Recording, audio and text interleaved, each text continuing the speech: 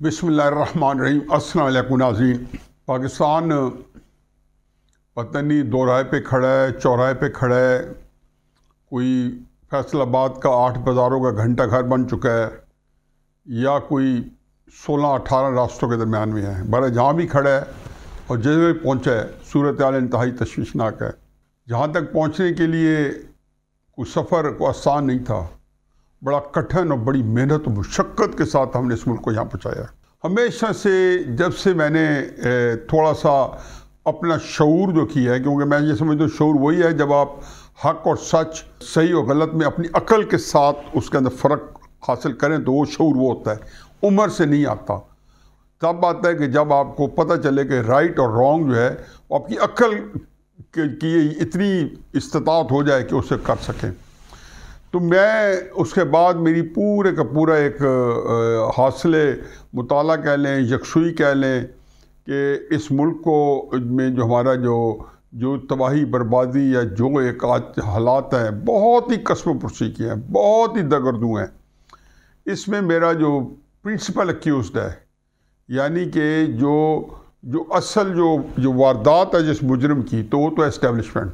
जो उसके साथ नंबर 2 है जो को एक्यूज़्ड है, जिसने एस्टेब्लिशमेंट की सबसे ज़्यादा मदद करके हमारे इस जगह तक पहुँचाया, वो हमारी अदलिया। और अदलिया की भी जो इंटेंसिटी है, सुप्रीम कोर्ट सबसे ज़्यादा। आप हैरान होंगे कि हाई कोर्ट्स ने फिर कोई ना कोई अकल या रिलीफ की बातें किया, लेकिन सुप्रीम कोर्ट तो ख्वाजा नाज़मुद्दीन के केस से लेके मौलवी तमीज़ुद्दीन के केस से लेके आज तक जो कहते हैं ना, जो चाइनीज़ प्रोवर्ब है कि मछली जो है वो सड़ती जो है सर के ऊपर से सड़ती है फिर नीचे जाती है, तो हमारी अदालतें जो हैं सर के ऊपर से सड़ी है हमेशा से। तो नंबर 2 सुप्रीम कोर्ट, नंबर 3 सियासतदान, क्योंकि ये हमेशा उनके हाथ में इस्तेमाल होते रहे दूसरे के खिलाफ।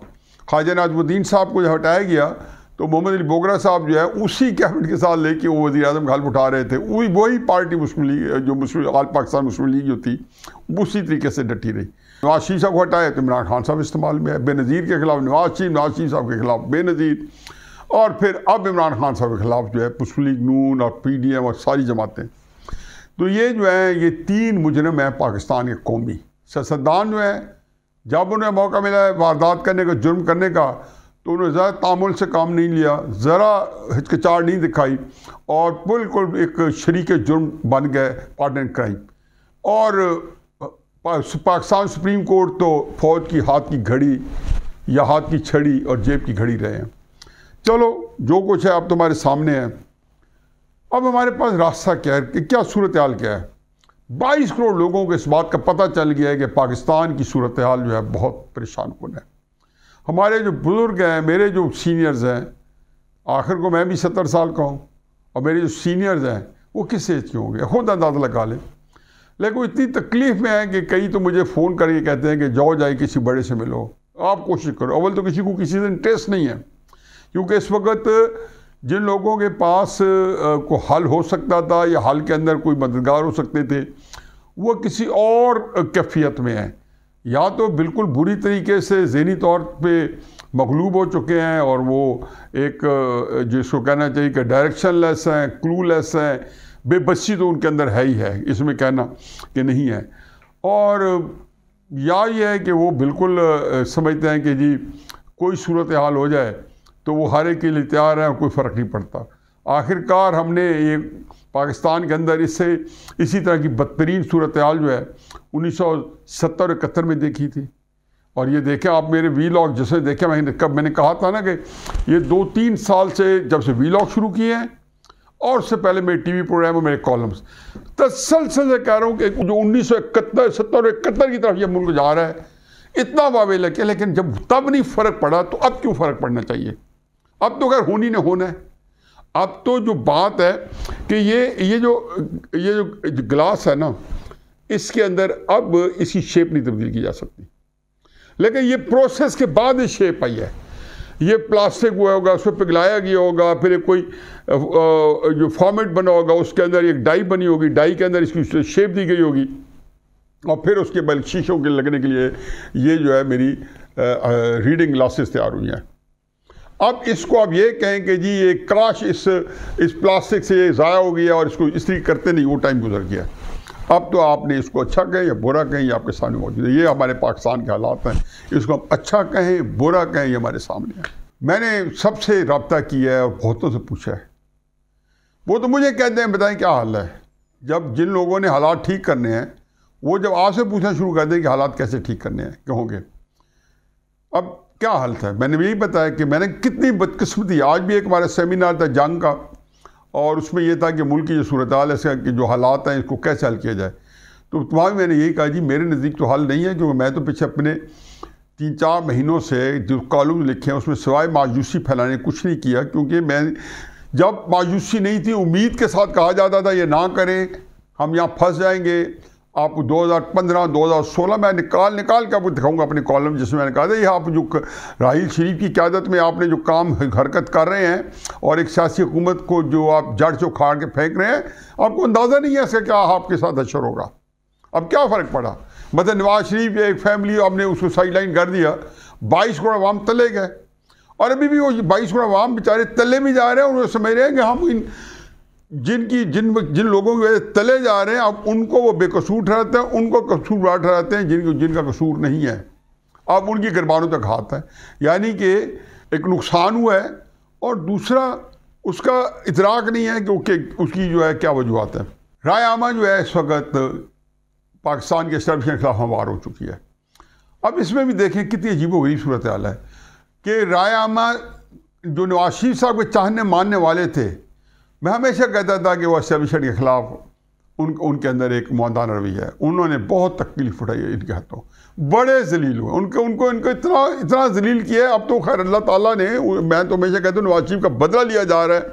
जो इमरान खान साहब इनके नादल के पता चल गया इनको, इन्होंने बड़ा जुल्म किया है बग़ैर किसी वजह के। नाहल हो रहे हैं, नहाल, दलाल, दानियाल, उसके बाद हनीफ अब्बासी, फिर राना सनाउल्लाह को हेरोइन में दे दो, किसी को क्या कर दो।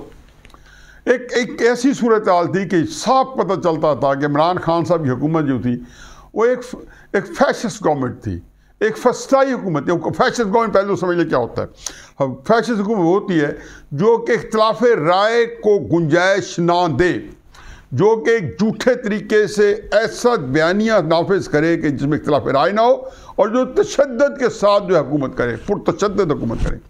अगर वो सियासी जमात है जैसे मैसूलिनी की थी, हिटलर की थी, या जैसे अल्ताफ़ हुसैन की थी, या जैसे शेख मुजीबुर रहमान की अवामी लीग थी, या Peoples Party to some extent, लेकिन उस तरह नहीं। ये सारी के ये थोड़ा सा वायलेंस को साथ मिला के अब राय आमा को अपने काबू में कर ले। मैं इसको इसलिए बात किया कि इसको बाद में देखा ना कि इसी के ऊपर मैंने थोड़ा वीला को आखिर में समअप करना है कि तशद्दुद को आप मिक्स करते हो अपनी मकबूलियत के साथ, और उसको फिर ऐसा करते हो कि आप दूसरे बंदे को जो आपसे इख्तिलाफ कर रहे हैं उसका हक नहीं पहुँचता, फिर आप उसके बाद आप सारा चीज़ को कंट्रोल कर रहे होते हैं तशद्दुद के साथ। जब मैं समअप करूँगा बताऊँगा कैसे कंट्रोल करते हैं। फैशिस्ट पार्टी हो, फस्ताई पार्टी हो, या फस्तायत के असूल पर बनाई पार्टी हो, उसके अंदर इख्तिलाफ राय नहीं हो सकता। आपने देखा नहीं यास्मीन राशिद ने अलवी से को बात की है, मैंने शायद बताया आपको, यास्मीन राशिद की सारी पार्टी के सामने इतनी बेइज्जती की इमरान खान ने, इतनी बेइज्जती की है कि वो उसकी ऐसी तैसी फेंक रख दिया।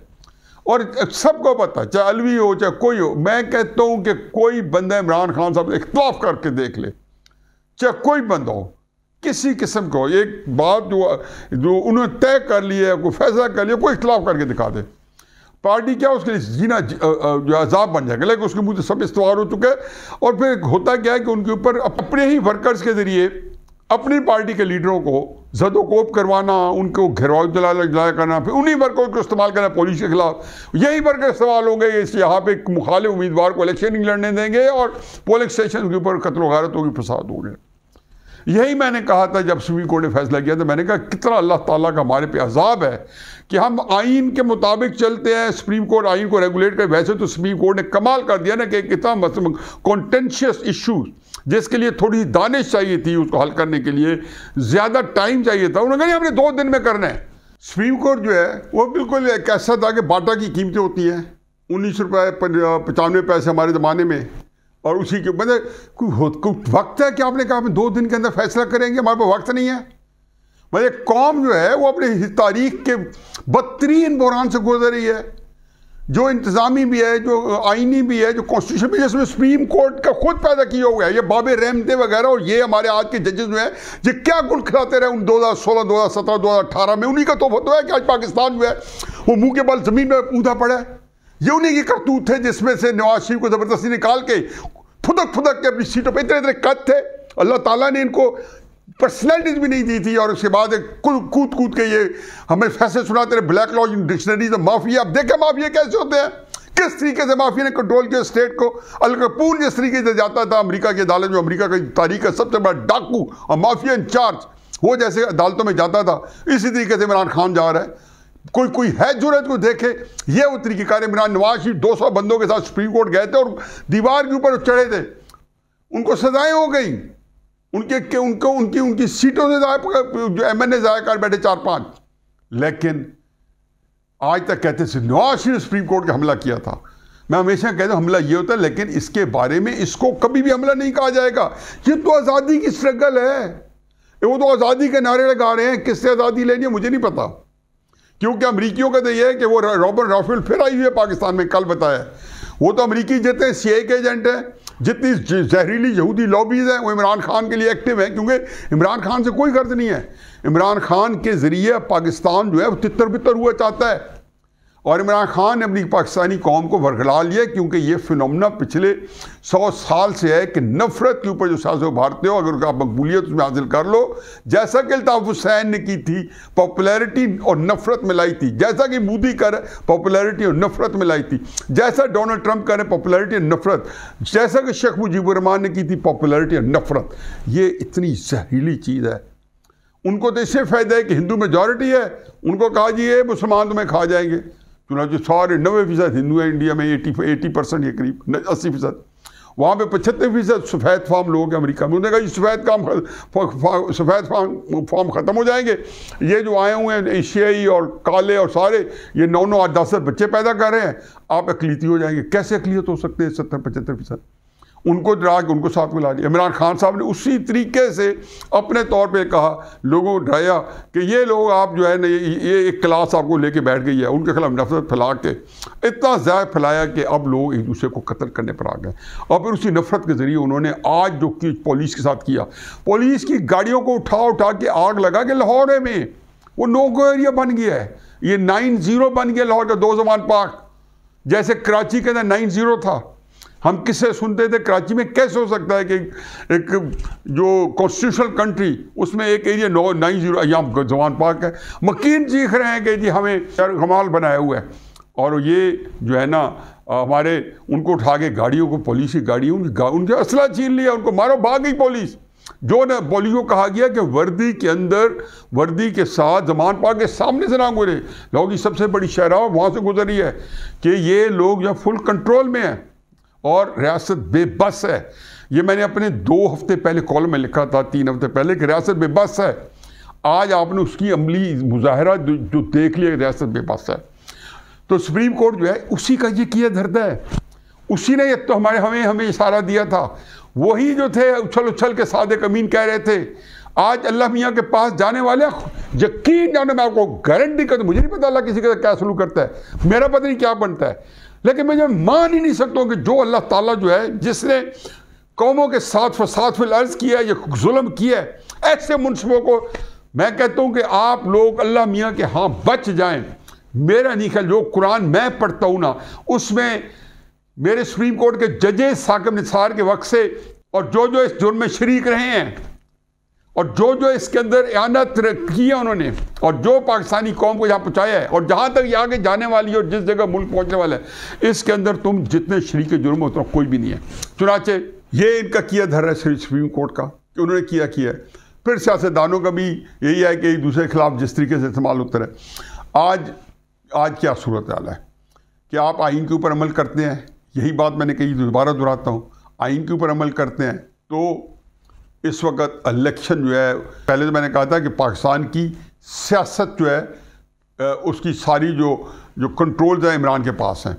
अब मैं आपको आगे जाता हूँ, अब तो पाकिस्तान की मुआशरत भी और पाकिस्तान की इंतज़ामी भी उसकी कंट्रोल में है।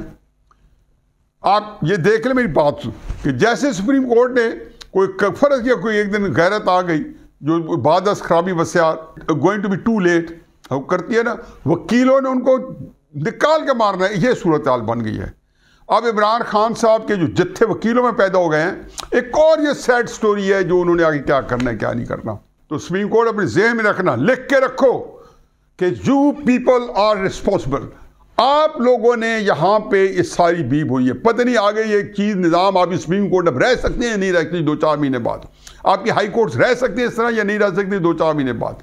आप में से आधे जजेस जो हैं आपको कहेंगे कि हम आपके साथ नहीं है, हम इमरान खान के फसलाई निज़ाम के साथ हैं। ये फसलाइयत की निशानी है, आप देखते जाएंगे आपके अंदर ये जो चीज़ है, क्योंकि ये और ये 3-4 महीने पहले नहीं थी, ये 8 महीने पहले नहीं थी इमरान साहब की सूरत है, और ये 2 महीने बाद जो है इससे ज़्यादा बदतर होगी, ज़्यादा रियासत कमज़ोर हालत में हमारे सामने आ रही है, क्योंकि इस तरीके से नहीं चीज़ें चला करती, अब लेट कर दिया है। अब मैं जब स्टेटिस्टिक्स पूछता हूँ और वो पूछते हैं जी कि अगर इलेक्शन है कौन जीतेगा, मैं इमरान खान जीतेगा।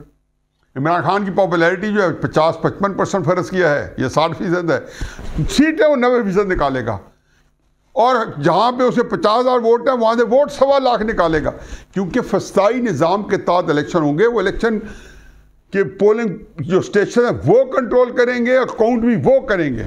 आप करा के दिखा लें इलेक्शन, ये मैं आप दिखा रहा हूँ, यही बता रहा हूँ।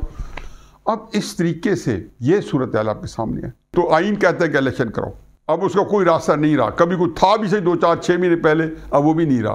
कोई तरीका किया जा सकता था कि सुप्रीम कोर्ट कहता है जी कि इमरान खान साहब को हक नहीं है असेंबली डिज़ोल्व करने का, या जब परवेज़ इलाही को जब वो सामने ला रहे तो उसको ख़त्म कर देते, तो उस वक्त भी पता नहीं कोई अल्लाह को अपना निज़ाम, क्योंकि अल्लाह ने हमेशा इधर ही लेके आना था, इसलिए सारे फैसले उसी तरह हुए। और अगर मावराए आइन करते हैं उसका कोई हल नहीं है। मावराए आइन यही है ना कि आप जाके कुचल के रख दें सबसे वर्स्ट केस सिनेरियो में, या इनको जो है आप किसी तरीके से फ़ौरन सजाएं दिलाना शुरू कर दें, वो भी अब इस कंट्रोल में नहीं है, वो भी इस कंट्रोल में नहीं है। आप करके देखें इस वक्त रियासत उस तरीके से रिट ऑफ द गवर्नमेंट नहीं है। ये इमरान खान साहब ने ये जो छोटे छोटे जो ट्रेलर चलाए हैं जहाँ पे उन्होंने अदालती अहकामात को, रिट ऑफ द गवर्नमेंट को, आइन का आर्टिकल जो 5 है जिसके अंदर ये पाबंद किया गया हर शहरी को कि आइन और कानून की पाबंदी करेगा, उसका वफादार रहेगा। ये आइन आर्टिकल 5 शुरू में पहला आर्टिकल यही है, जो 3-4 उस आर्टिकल के बाद के मुमलिक का नाम क्या होगा, इस्लामी मुमलिक, तो ये सारी के बाद उसके बाद ये है। फिर आर्टिकल 6 है जो गद्दारी का कहता है कि जो आइन के खिलाफ काम करेगा वो गद्दार होगा। तो आर्टिकल 5 की क्या, हुकूमती अमलदारी क्या, रिट ऑफ द गवर्नमेंट क्या, रूल ऑफ लॉ क्या, अदालती अहकामात के इमरान खान ने सबका सत्यानाश कर दिया। आज आप जहाँ खड़े हैं वहाँ पे आपके पास कोई हल नहीं है। कोई आपको कहता हल है वो झूठ बोल रहा है। जो हल निकालने की कोशिश करेगा वो इसको सत्यानाश करेगा। ऐसी अफराद तफरीत है और ऐसी पोलराइजेशन है कि कोई समझ नहीं आती क्या है। 2 रास्ते हैं, आइन पे अमल करें या मावराए आइन करें। आइन पे करते हैं तो शोर शरारत है पाकिस्तान की, आइन पे नहीं करते तो मावराए आइन, आपको पता है ना ये जो 70 साल से जो अजाब है ये मावराए आइन ही का अजाब है, जो 14 अप्रैल 1953 को ख्वाजा नाज़मीन को डिसमिस करके हुआ था।